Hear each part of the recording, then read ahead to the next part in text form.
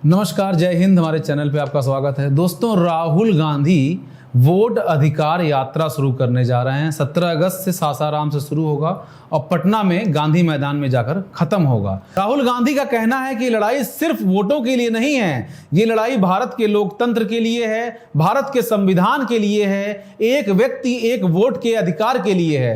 राहुल गांधी बार बार इस बात को कह रहे हैं कि जिस तरह से भाजपा चुनाव आयोग के साथ मिलकर लोगों के वोट काट रही है, अपने वोटर्स को ऐड कर रही है, फर्जी वोटिंग करवा रही है और चुनाव जीत रही है, वो भारत के लोकतंत्र के लिए बहुत ही घातक है। चाहे राहुल गांधी हो, चाहे पवन खेड़ा हो, चाहे सुप्रिया श्रीनेत्र हो, चाहे कांग्रेस का कोई भी नेता हो, कोई भी पदाधिकारी हो, सबका कहना है कि मोदी सरकार, जो अभी की मोदी सरकार है, जिसको 2024 में मैंडेट मिला था, वो फेक मैंडेट था। ये इल्लीगल सरकार है जो वोटों के चोरी से बनाई गई है। राहुल गांधी आगे बोल रहे हैं कि अभी तो मैंने सिर्फ एक ही कॉन्स्टिट्यूएंसी का पर्दाफाश किया है।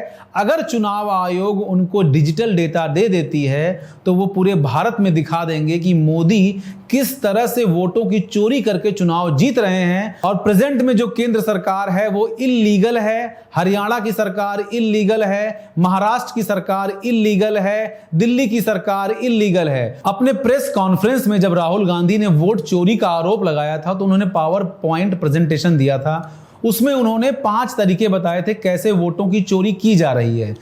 Duplicate voter 11965, fake and invalid addresses 40,009, bulk voters in single address 10,452, invalid photos 4,132, misuse of form 6 33,692।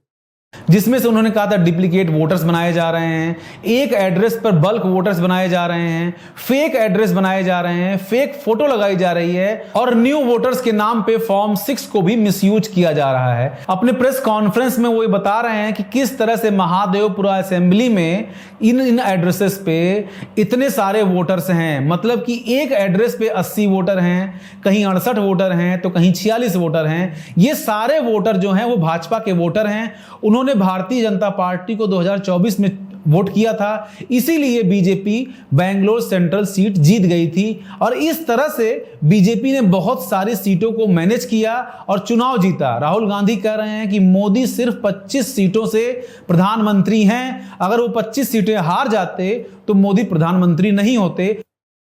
And let's not forget that the Prime Minister is the Prime Minister of India with a very slender majority, 25 seats. 33,000 votes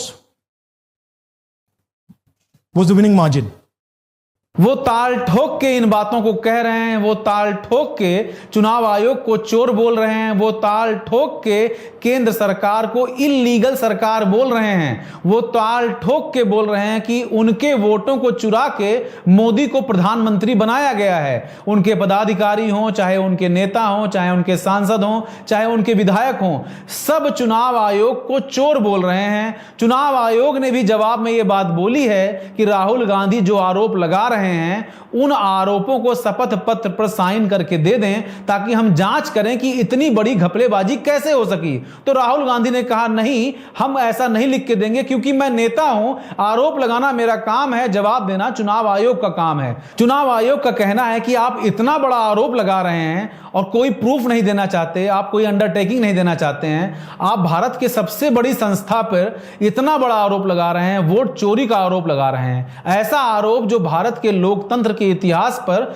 धब्बा होगा अगर यह बात सच होती है। तो अगर भारत के लोकतंत्र में इतनी बड़ी चोरी की जा रही है कि चुनाव आयोग केंद्र सरकार से मिलकर सरकारें बनाने और बिगाड़ने में सहयोग कर रहा है, क्योंकि आप विपक्ष के नेता हैं, जिम्मेदार नागरिक हैं, आपकी बातों का असर होता है, तो आपको एक अंडरटेकिंग देनी होगी कि जो आरोप आप चुनाव आयोग पर लगा रहे हैं, केंद्र सरकार पर लगा रहे हैं, पूरे होशो आवास में लगा रहे हैं, विथ फैक्ट लगा रहे रहे हैं, इन बातों को आप लिख कर दीजिए ताकि चुनाव आयोग जांच करना शुरू कर दे।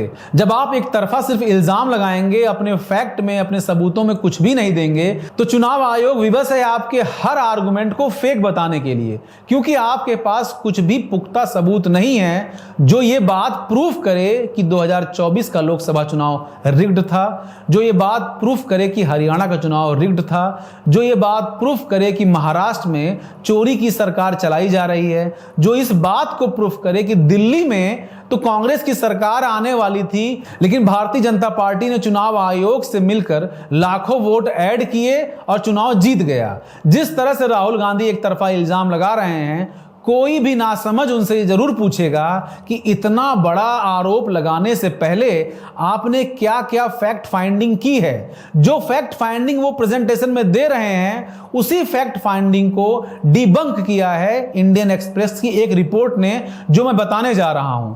चाहे रवीश कुमार हो, चाहे अभिसार शर्मा हो, चाहे पुण्य प्रसन्न वाजपेयी हो, चाहे द वायर की आरफा खानम शेरवानी हो, सबने राहुल गांधी के प्रेजेंटेशन को एक जबरदस्त प्रेजेंटेशन बताया। सबने बताया कि लोकतंत्र में इतनी बड़ी चोरी हो रही है और कोई आवाज नहीं उठा रहा है। उसी दौरान जब इंडियन एक्सप्रेस की ये रिपोर्ट आती है तो ये सारे पत्रकार उसकी चर्चा नहीं करते हैं, जिस रिपोर्ट में ये बताया गया कि राहुल गांधी ने अपने प्रेस कॉन्फ्रेंस में जिन 3 पतों पर बल्क वोटर्स की बात की थी वो फेक है। हां, उस पते पर उतने वोटर रजिस्टर हैं, लेकिन सवाल तो तब उठता जब वो वोटर वोट करते और भारतीय जनता पार्टी को ही वोट करते। टी जॉनसन की इस रिपोर्ट में बताया गया कि जिन 3 पतों पर बल्क वोटर्स की बात राहुल गांधी कर रहे हैं, उन 3 पतों को मिलाकर मात्र 8 लोगों ने ही लोकसभा 2024 में वोट किया था।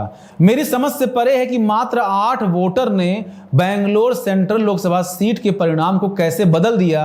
कैसे राहुल गांधी को यह लग गया कि मात्र 8 वोटरों ने लोकसभा चुनाव में उनको हरा के भारतीय जनता पार्टी को जिता दिया।